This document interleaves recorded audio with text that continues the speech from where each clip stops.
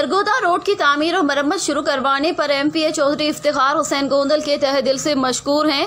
इन ख्यालात का इज़हार शहरियार भट्टी सदर पीटीआई जावरिया ने सरगोदा रोड मंसूबे के काम का जायजा लेने के बाद मीडिया से गुफ्तगू करते हुए किया।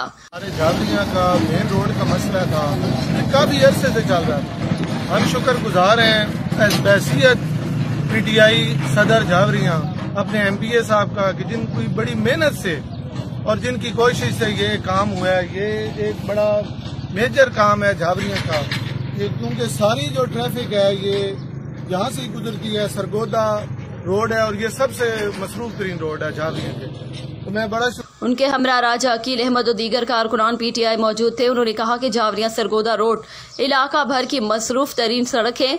इस मंसूबे की तकमील से जावरिया के अवाम का देरीना मसला हल हो जाएगा। रिपोर्ट हाजी जफर अब्बास, ब्यूरो चीफ, जावरिया सरगोदा।